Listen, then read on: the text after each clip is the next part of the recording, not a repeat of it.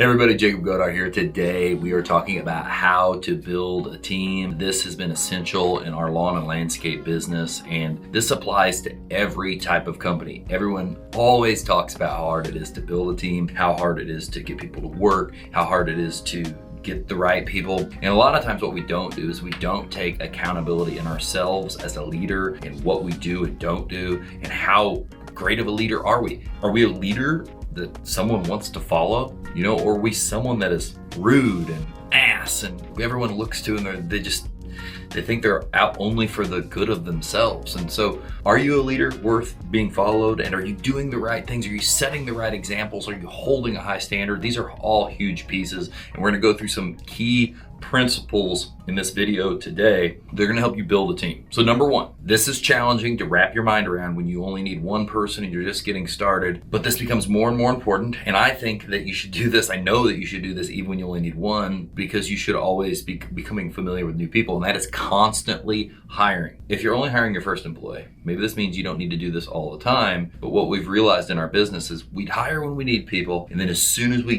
got to a plane and where we were satisfied and we had the team we needed, we'd stop. And that led to, oh my gosh, we'd have someone quit. We'd have a couple people quit and there'd be problems. We eventually got into the rhythm of interviewing 4 people every week all the time, unless there was like an all hands on deck other situation in business. So this can pare down to a one-man band hiring its first person. Maybe you interview once a month, once every 2 weeks, once every 2 months, one person, just to keep a flow, because you never know what's going to happen, and constantly hiring can be very powerful because you don't know when you're going to find Mr. or Mrs. Right, and they're going to mean everything to your business. You're one person away from your whole business, your whole life changing. 2, on this team, hold these people accountable. So that means write-ups, reviews, all of the things saying, hey, you're doing a great job. Hey, that's not what we want here. This needs to change. Hey, that's unacceptable. I need you to do X, Y, Z, and being as clear as possible about that, because holding people accountable is one of the hardest parts. Telling someone they're doing a great job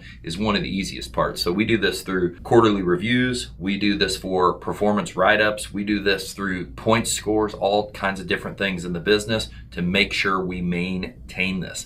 3rd, allow upward mobility in your business. Don't just preach that this is going to be a big business someday. Figure out how to get this thing rolling. People in the company can move up and make more money, get more responsibility, just be more productive and more valuable to the business overall if they want that on their shoulders. So show that there's upward mobility in the company, and that they can go through the company and earn more money and create a career. That's huge to people. And without upward mobility, people look around and they say, oh, this place I'm in, this is just a job. It's not a career, because I can't go up. I can only stay where I'm at. And if I'm satisfied with where I'm at, then that's good. But if I'm not satisfied with where I'm at, then that's bad. That's why I'm looking over here, like looking for the other things.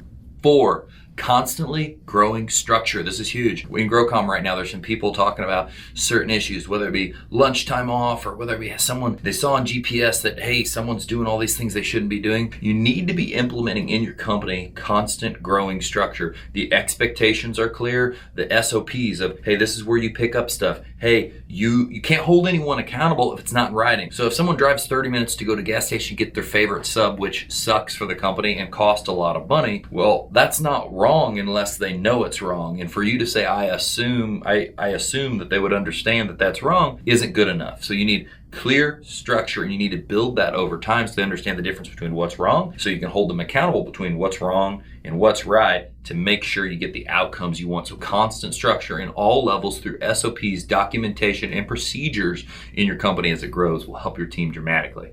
And 5, one of the biggest parts, promote the good and fire the bad. Remove the bad people from your company. Bad people are a cancer, and this is something that will grow and metastasize in your company. If you had cancer in your body and you knew and you could get rid of it right now, you wouldn't say, I'm gonna let it hang around and see what it'll do, because that's what bad people in your company, bad culture drivers, bad poisons, bad cancers, they will grow. They will affect more people. And before you know it, the small problem you once had will become much bigger. Leave in the comments below what you do to build a team, and share this with somebody else trying to build a team. Make sure you like and subscribe.